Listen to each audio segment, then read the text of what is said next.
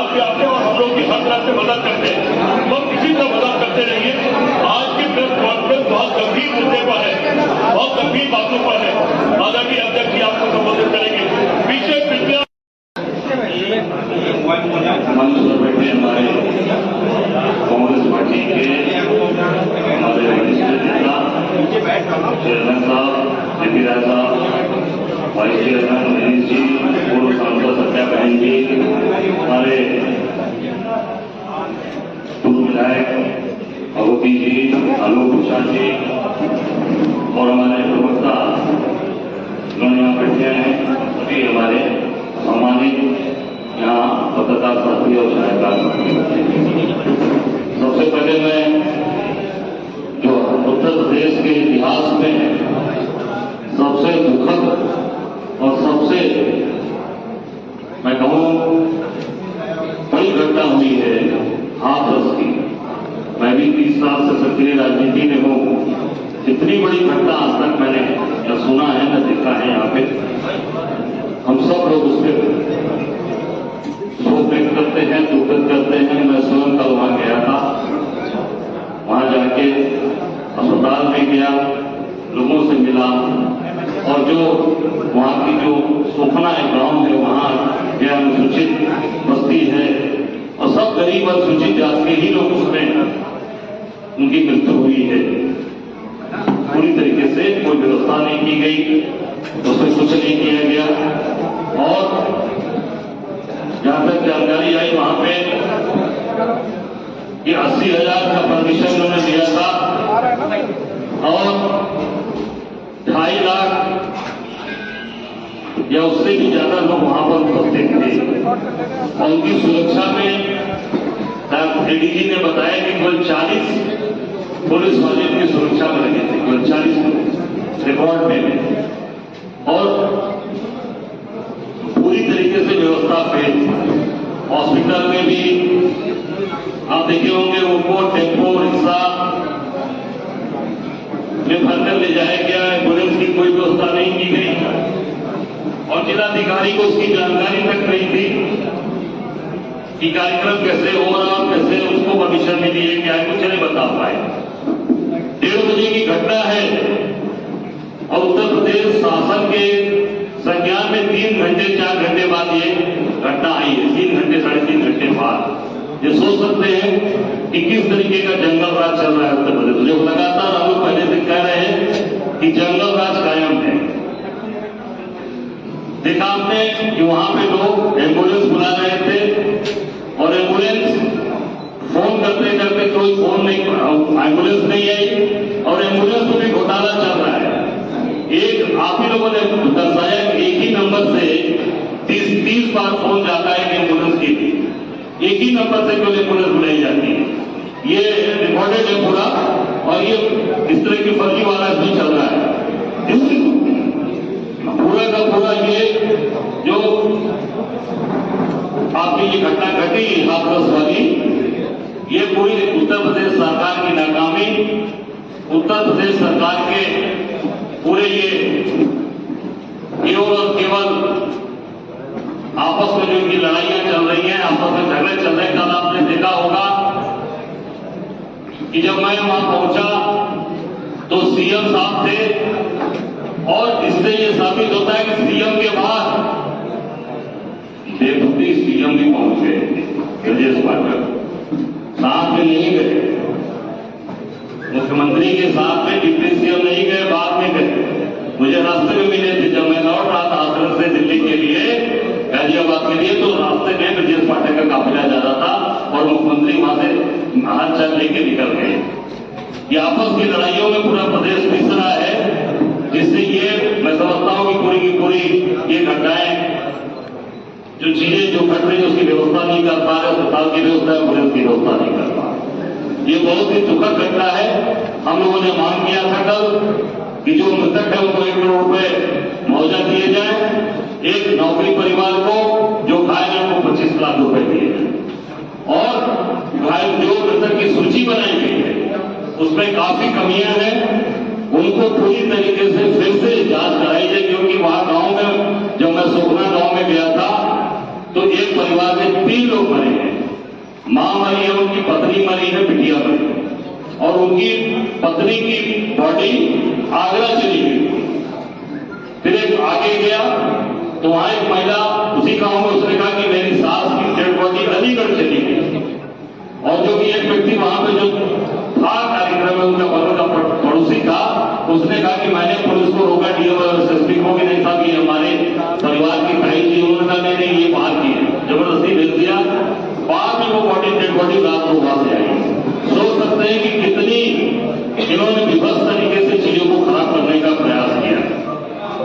और पूरी तरीके से ये जो उसमें मेन बाबा है उनको किस तरीके से बचाया जा रहा है, किस तरीके से उनको सेव किया जा रहा है, उनका नाम तक नहीं आ रहा, सेवादारों का नाम आ रहा, और उनको उसमें सेव कर लिया जा रहा है।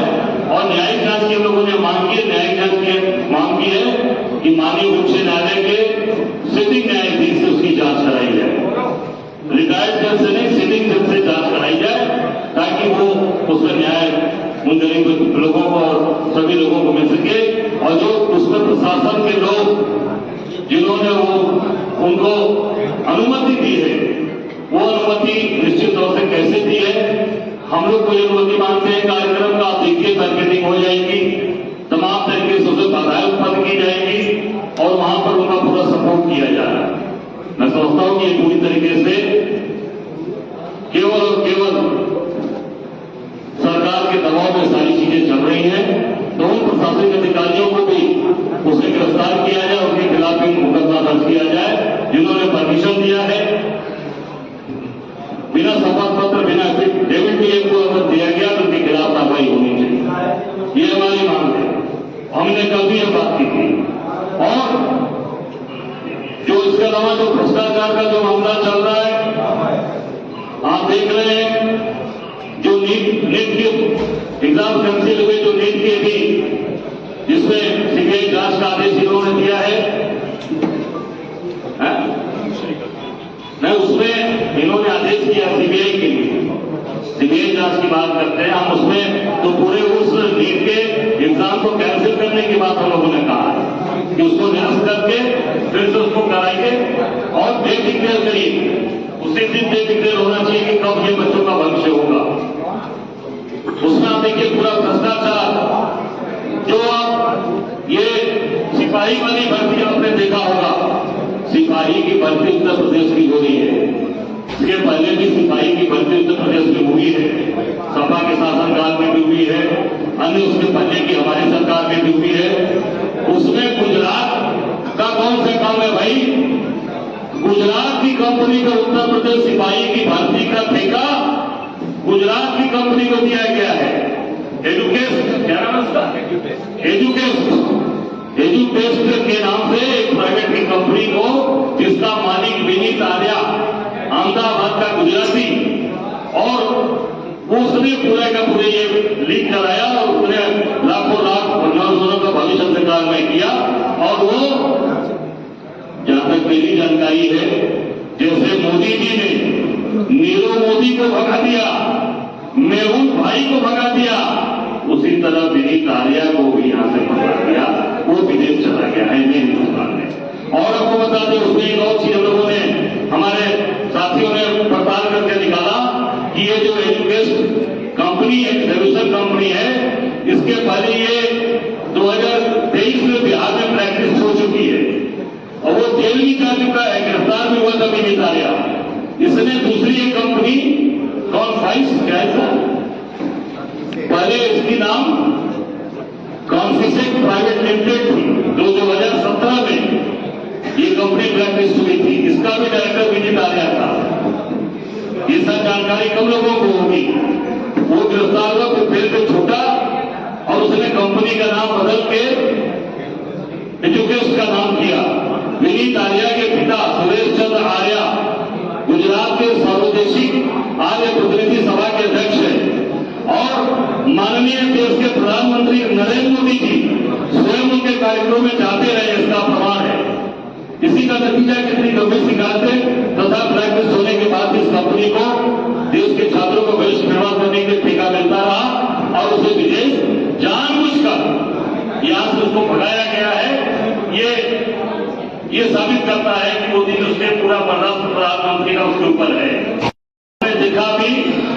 कि वहां पर एक ओवरनाइट टैंक जो इनके शासन में, जहां तक मेरी जानकारी है, 2021 में बना है ये, और ये भी कहीं न कहीं कोई बड़ी कंपनी गुजराती कंपनी ही होगी, नाम नहीं आ रहा है पर गुजराती कंपनी ही होगी, उसने बनाया। और इसमें 3 लोग जब के मर गए, कई मकान बैठ गए और कई लोग उसमें घायल हो गए, और उसमें भी अभी तो कोई गिरफ्तारी शायद नहीं हुई है, खाली खाना मुक्ति हुई है।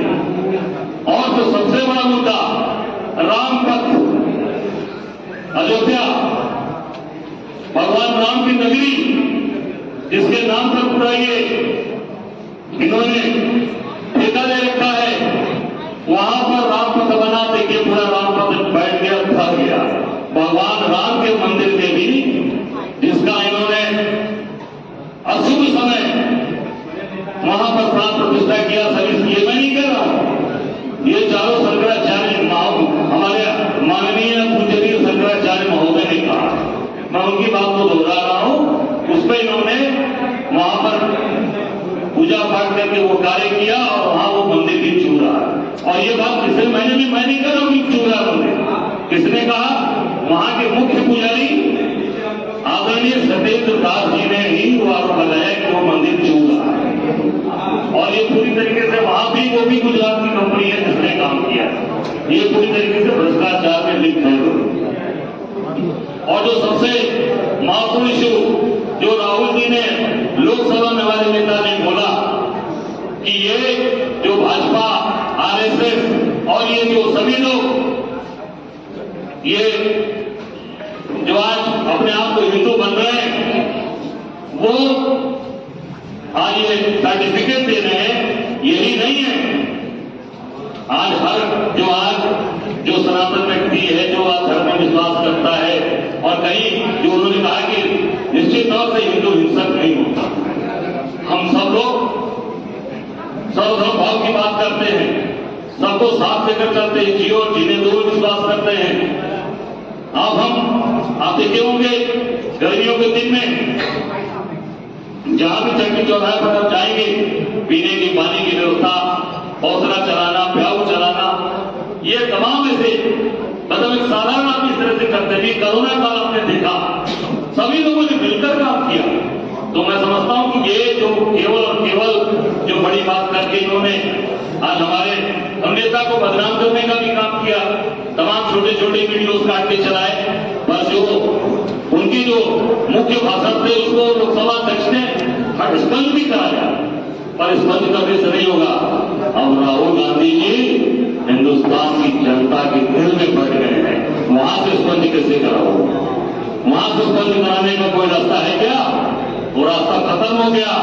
राहुल गांधी हिंदुस्तान की जनता, आम जनमानस की आवाज बन गए। राहुल गांधी आम जनता को पसंद करती है, और निश्चित तौर से जो इन्होंने बड़ी बड़ी बात कही थी कि आज जो बड़ी बात दिखाकर कि 400 पार, 80 में 80, 12 से 10 लाख पार, 10 लाख पार करेंगे, दिखाने पार 5 लाख पार। हमने कहा आ जाओ मैदान में, इस बार अवकाश समझ में आ जाएगी, 5 लाख पाओगे कि 5 लाख पार जाओगे, पता चल गया। घसीटते और सारा कुकर्म करके 1.5 लाख की लीड करने में सारा का सारा पसीना फेंक दिया, सब कुछ कर डाले, सारे ऐसे से माफियाओं को उतारा, सारे तंत्र का दुरुपयोग किया, उसके बाद पैसे बांटे, तमाम तरीके का प्रलोभन दिया। 8 राज्यपाल घर घर घूमे, गलियों में घूमे, 15-15, 20-20 मंत्री घूमे, 100-100, 150 विधायक, एमपी गलियों में घूम के वोट मांगे। गुजरात का व्यक्ति गुजराती मोहल्ले में जा रहा है, महाराष्ट्र का व्यक्ति महाराष्ट्र के मोहल्ले में जा रहा है, राजस्थान का व्यक्ति राजस्थान, केरल, कर्नाटक, आंध्र, तमिलनाडु, कोई छोड़ा नहीं। उसके बाद भी काशी की महान जनता, बाबा विश्वनाथ के भक्तों ने दिखा दिया कि अब यहाँ पर झूठ की राजनीति नहीं चलेगी, झूठ की बात नहीं चलेगी, और धर्म की बात करते हैं। मैं बाबा विश्वनाथ के दरबार से आता हूँ, जो धर्म की बात करते हैं, सबसे बड़ा अगर कोई हिंदू विरोधी है तो वो नरेंद्र दामोदर मोदी है। उसका उदाहरण आपके सामने मैं भी स्लाइड पर दिखाऊंगा। स्लाइड ऑन करिए। इस तरीके से बाबा के दरबार में, बाबा विश्वनाथ के दरबार में विश्वनाथ मंदिर को तोड़कर इन्होंने अच्छा कोई तोड़ा,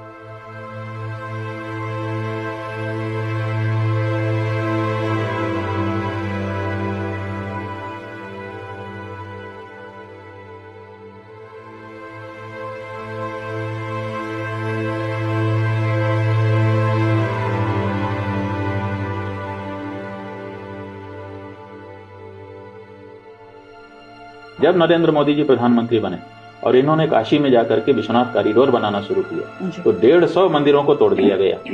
उन मंदिरों में कई मंदिर पौराणिक थे जिनका पुराणों में उल्लेख था, बड़ी आस्था। कई मंदिर बहुत सारे 1000 साल, 500 साल, 800 साल पुराने थे और उनमें पूजा अर्चना हो रही थी, बड़ी श्रद्धा थी लोगों की। तो इन्होंने वहां विस्तार करने के लिए और सुविधा बनाने के लिए सबको तोड़ करके और मलबे में फेंकना शुरू कर दिया। हमारे नेता राहुल जी को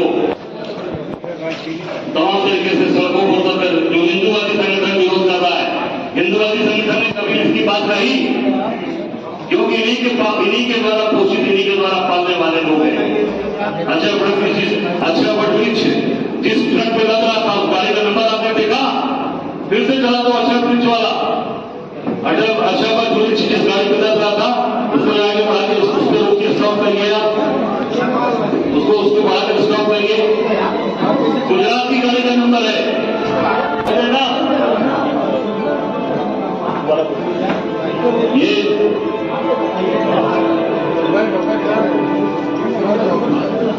ये भैया किधर हो जाओ। ये देखिए गाड़ी का नंबर, गुजरात की गाड़ी का नंबर आप देख लीजिए, GJ1B 2031। बनारस की गाड़ी में लगेगा तो स्पोर्ट खुल जाएगा, काशी के लोग विरोध करेंगे तो गाड़ी भी गुजरात की है ताकि कोई बनारस का व्यक्ति उसका विरोध नहीं कर सके।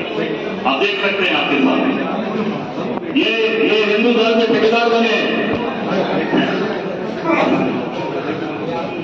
हाँ, और तो नहीं, वो सब गुजरात के लोग, उन्होंने अलग अलग जगह से मंगाया था। सारी कंपनी गुजरात की, सारी गुजरात की कंपनियों ने सब कुछ किया। और उसका ठेकेदार कौन था? श्रवण पटेल, अहमदाबाद। उसके बड़े भाई ने साबरमती जो कॉरिडोर बना है गुजरात में, अहमदाबाद में, उसके बड़े भाई ने साबरमती कॉरिडोर बनाया था जिसपे चिन्हपीठ को झूला झूला रहे थे मोदी जी। उसी के छोटे भाई को सारा काम दिया है, श्रवण पटेल नाम था उसका। इसमें 3 कंपनियां शामिल हुई थी, एक श्रवण पटेल अहमदाबाद, दूसरी प्लानर्स इंडिया बनारस श्यामलाल सिंह, तीसरा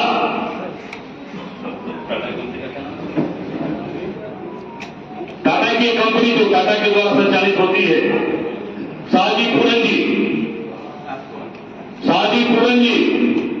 वो कंपनी है। 3 कंपनियों को था और उसमें जानबूझकर बिड कम कराकर, बिड कम दिलवाकर श्रवण पटेल की अहमदाबाद की कंपनी को दिलवाया, इसलिए कि जो मंदिर टूटेंगे, जो अच्छा वटवृक्ष काटा जाएगा, वो बात आम जनता के बीच में नहीं जाएगी। और ट्रक भी लादने वाला, ड्राइवर भी जो गाड़ी चलाने वाला, वो भी गुजरात से लेकर आया। आप देख सकते हैं, आपके सामने मैंने प्रमाण दिया। तो ये सबसे बड़े हिंदू विरोधी कौन है? ये लोग। और ये हिंदू पर हमको सर्टिफिकेट देते हैं। निश्चित तौर से आज जो एक वातावरण बना है, चाहे वो नीट की परीक्षा का हो, राम मंदिर का हो, बाबा विश्वनाथ के दरबार, जहां भी आप देखेंगे, हर जगह अब इतनी बड़ी घटना घटी हाथरस में, अभी तक वहां पर जो 2 लाख रुपए इन्होंने दिया, 2 लाख रुपए में आप सब लोग यहाँ सभी लोग हैं, 2 लाख रुपए में किसी मृतक के परिवार का काम खर्च चलेगा? केंद्र सरकार 2 लाख देगी, 2 लाख ये देगी, ऐसे खर्च चलेगा। अपनी बिटिया की शादी करने जाएगा, छोटी सी जगह देगा तो उसमें बेचारा वो खर्च कम हो जाएगा। छोटा सा गाड़ी एक देगा तो गाड़ी मोटरसाइकिल चलाने के 1 लाख से ऊपर हो गए। जो 60,000 की गाड़ी हमारे सर मिलती थी कांग्रेस में, वो 1 लाख से ऊपर हो गई है। आप सोच सकते हैं क्या स्थिति चल रही, कितने असंवेदनशील लोग हैं। तो यही बात आप सबके बीच में मुझे रखनी थी, और जो हम लोगों ने आप सबके बीच में रखा है। बहुत बहुत धन्यवाद। कोई सवाल पूछ सकते हैं।